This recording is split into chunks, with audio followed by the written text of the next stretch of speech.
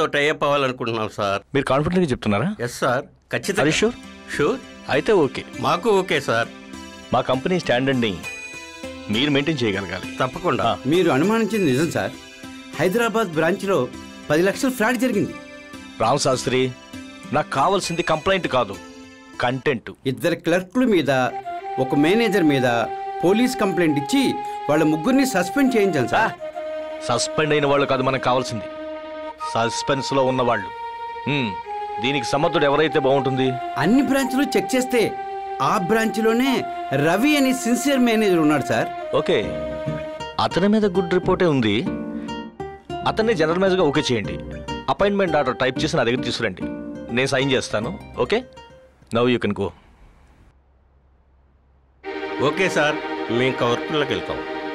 Daddy, ఎరా file తీసుకుని బయలుదేరి ఎక్కడికి? ఇంటర్వ్యూకి వెళ్తున్నాను. Pocket money.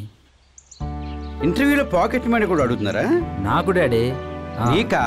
ఇలారా, పాకెట్ లేదు, మనీ లేదు. అదేం డాడీ? ఎందుక? నువ్వు ఒక మగవాడి. మగవాడి కష్టం నాకు తెలుసు. అదే నువ్వు ఒక ఆడపిల్లలా పుట్టుంటే పెళ్లి చేసి ఒక ఇంటికి పంపేవాడిని. నువ్వు ఒక ఆడపిల్లగా పుట్టాలని, నా బాధ్యత దురిపేసుకోవాలని ఎన్నో రాత్రులు నిద్ర లేకుండా గడిపాను. రే, చివరికి నువ్వు పుట్టి తెచ్చావు. డాడీ, నీకు చేదస్తం ఎక్కువైంది, నన్ను బ్లెస్ చేయి. God bless you. మగవాళ్లే పుట్టాడు, ఎలా బతుకుతాడు ఏంటో. డాడీ, నా పెళ్ళెప్పుడు? పెళ్లి కొడుకు ఏం చేస్తూ ఉంటాడు? అల్లుడు దుబాయ్లో ఉన్నాడమ్మా. ఎర్ర బస్ ఎక్కి తొందరలో వచ్చేస్తాడమ్మా. ఖచ్చితంగా వస్తాడమ్మా. వస్తాడు, నిన్ను చూస్తాడు, నీ మెళ్ళలో తాళి గడతాడు. వాడి కర్మ. ఈ కాలం అమ్మాయిలు ఉన్నారే, మంచి కళలు ఒకటి కంటం లేదు.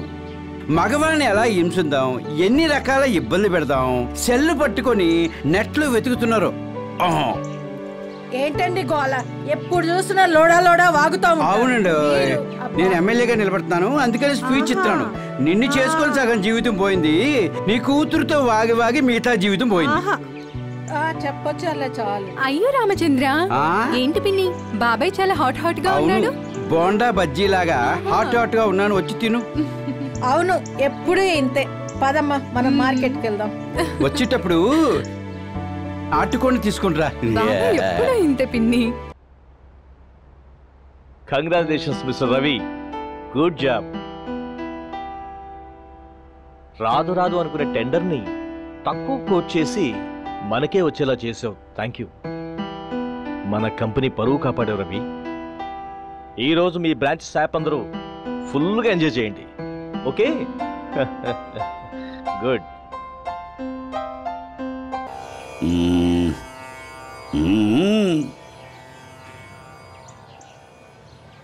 ఏమయ్యా స్వామీజీ, పౌర్ణమిలో పెళ్ళి అవుద్దన్నావు.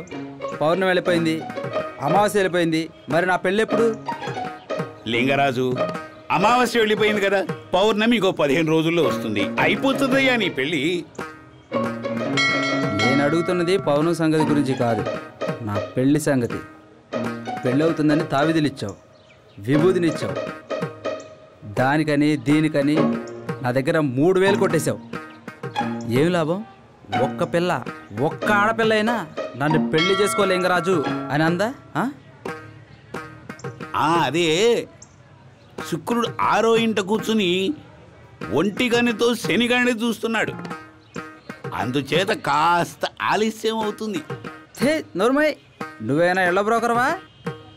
సూర్యుడికి చంద్రుడికి లింక్ కలిపి కమిషన్ కొట్టేస్తావా? రే, ఫైనల్గా వార్నింగ్ ఇస్తున్నాను, నా దగ్గర తీసుకున్న 3000 రూపాయలు తిరిగిస్తావా, లేదా నాకు పెళ్లి చేయి. లేకపోతే నీ మెడకు తాడు కట్టి ఇదే చెట్టుకి ఏలాడదీస్తా.